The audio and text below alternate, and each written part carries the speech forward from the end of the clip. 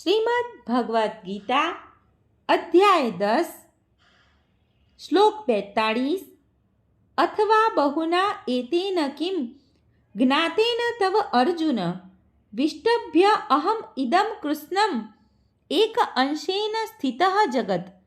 અનુવાદ: પરંતુ હે અર્જુન, આ સર્વ વિગતવાર જ્ઞાનની શી જરૂર છે? હું તો મારા એક અંશ માત્રથી આ સમગ્ર બ્રહ્માંડને વ્યાપીને તેને ધારણ કરું છું. ભાવાર્થ: પરમાત્મા રૂપે બ્રહ્માંડની સર્વ વસ્તુઓમાં પ્રવેશ કરવાથી પરમેશ્વરનું સમગ્ર જગતમાં પ્રતિનિધિત્વ છે. ભગવાન અહીં અર્જુનને કહે છે કે બધી વસ્તુઓ કેવી રીતે પોતપોતાના ઐશ્વર્ય તથા ઉત્કર્ષમાં સ્થિત છે એ જાણવાની જરૂર નથી. કૃષ્ણના પરમાત્મા રૂપે પ્રવેશવાથી સર્વ અસ્તિત્વ ધરાવે છે એટલું તો તેણે જાણવું જોઈએ. બ્રહ્મા જેવા વિરાટ જીવથી માંડીને કીડી જેવા ક્ષુદ્ર સુધી એટલા માટે વિદ્યમાન છે કે ભગવાન તે સૌમાં પ્રવેશીને તેમનું પાલન કરે છે. અહીં એક એવો ધાર્મિક સંઘ છે જે એવો સતત પ્રચાર કરે છે કે કોઈ પણ દેવને પૂજવાથી ભગવાન અથવા પરમ ઉદ્દેશની પ્રાપ્તિ થશે. પરંતુ અહીં દેવ પૂજનને સર્વથા નિરુત્સાહિત કરવામાં આવ્યું છે, કારણ કે બ્રહ્માજી તથા શિવજી જેવા મહાન દેવો સુદ્ધા પરમેશ્વરની વિભૂતિના અંશ માત્ર છે. ભગવાન કૃષ્ણ જ દરેક જન્મ પામનારના ઉદ્ભવ સ્થાન છે અને ભગવાનથી વધુ મહાન કોઈ નથી. તેઓ અસમૌદ્ધર્વ એટલે કે તેમનાથી ચડિયાતો કોઈ નથી, તેમજ તેમનો સમોવડિયો કોઈ નથી.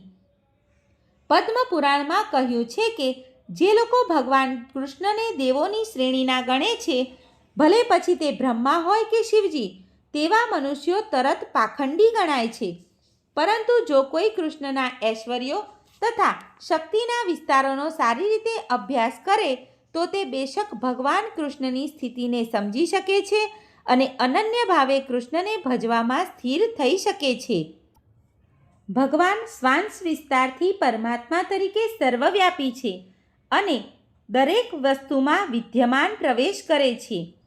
તેથી શુદ્ધ ભક્તો પૂર્ણ ભક્તિયુક્ત થઈને કૃષ્ણ ભાવનામૃતમાં એકાગ્રચિત્ત થાય છે. તેથી તેઓ સદા દિવ્ય સ્થિતિમાં હોય છે.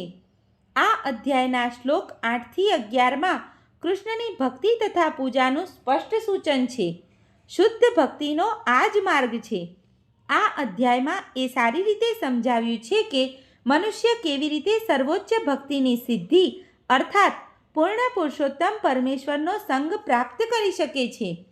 કૃષ્ણની પરંપરાના એક મહાન આચાર્ય શ્રીલ બલદેવ વિદ્યાભૂષણ આ અધ્યાયના ભાષ્યનું સમાપન આ કથન દ્વારા કરે છે.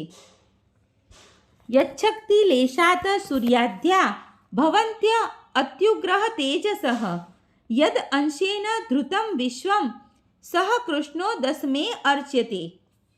પ્રતાપી સૂર્ય પણ કૃષ્ણની શક્તિમાંથી તેની શક્તિ પામે છે અને સમગ્ર જગતનું પાલન કૃષ્ણના એક શ્વાંશ વિસ્તારથી થાય છે. તેથી શ્રી કૃષ્ણ જ પૂજનીય છે. આમ શ્રીમદ્ ભગવદ્ ગીતાના પરમેશ્વરનું ઐશ્વર્ય નામના 10મા અધ્યાય પરના ભક્તિ વેદાંત ભાવાર્થો પૂર્ણ થાય છે. સર્વે મિત્રોને દીપ્તિ જોશીના જય શ્રી કૃષ્ણ.